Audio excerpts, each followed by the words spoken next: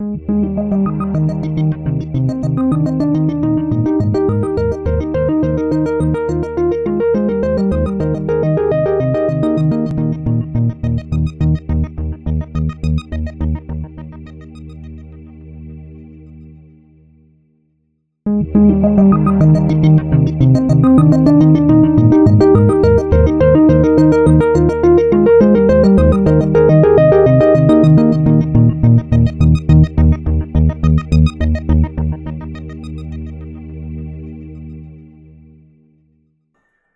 final scene in Act 2 has to do with what I would think of as the ongoing story of Jesus after the resurrection and really beginning with the ascension. But it's a scene that has to do with how Jesus now continues his ministry, but not in the flesh like we saw in the first three scenes.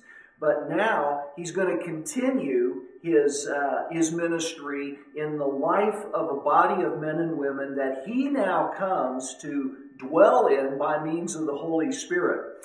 It's really a story of the church also, and it's covers a 30-year period of time, and the entire story is really found in one New Testament book called the Book of Acts. Not to be confused with the fact that we're looking at the life of Christ and the entire story of the Bible as Act 1, Act 2, Act 3, but now we have this little book that's actually in the Bible called Acts, or Acts of the Apostles. Really what it is, it's the Acts of Jesus by means of the Holy Spirit through the apostles. And when you look at the New Testament, if you put this in context, the book of Acts now carries on the spine or the narrative that started in the Gospels, and actually 21 of the New Testament books, so 21 books out of the 27 in the New Testament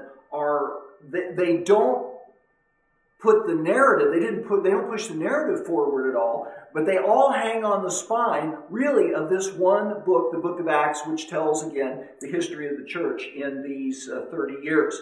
The scene itself can be broken down into, again, we'll use the term beat as sort of a little story that sits inside of the scene, and you might think of the book of Acts as having two beats. The first beat really has to do with one person by the name of Peter. And so we get the story of Peter basically in the first 12 chapters of the book of Acts. And then we're going to look, the second beat really has to do with the second primary individual in the book of Acts, or in the story of Jesus through the church, and that is a guy by the name of Paul. So you got these two guys. The first beat, the story of Peter. Second beat, story of Paul. The story of Paul, although it primarily has to do with chapters 13 through 28 through the end of the book of Acts, you also first meet him actually inside the story of Peter, and we'll look at that in a minute here. So, first beat, story of Peter, first 12 chapters of the book of Acts.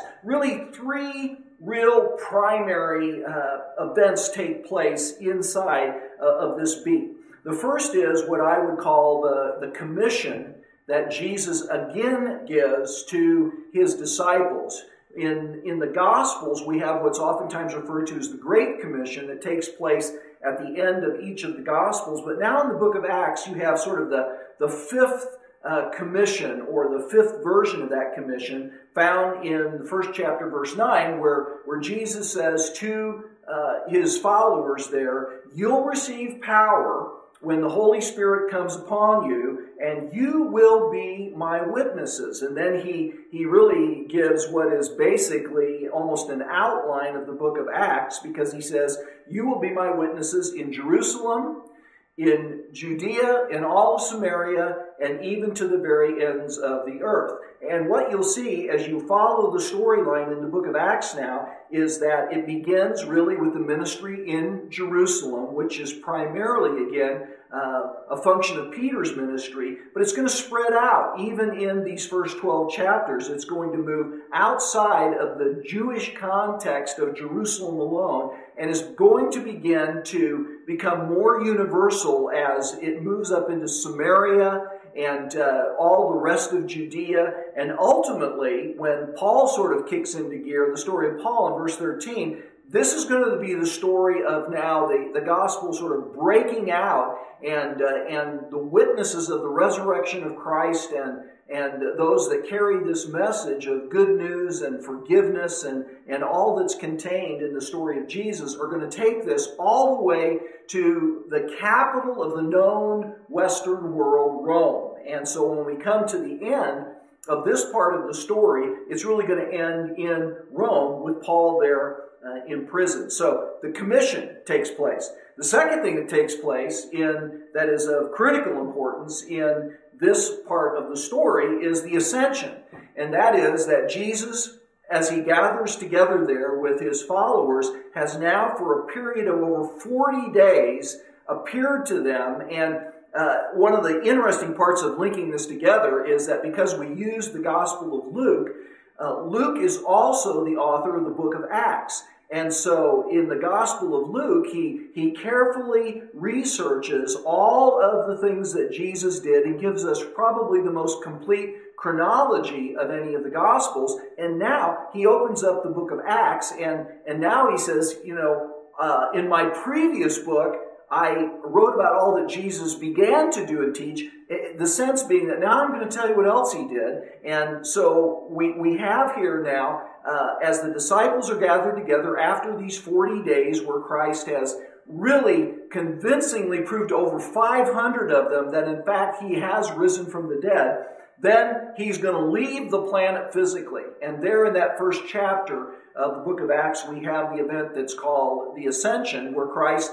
literally leaves the planet. The disciples look on, they're totally blown away, and angels have to come and say, why are you staring?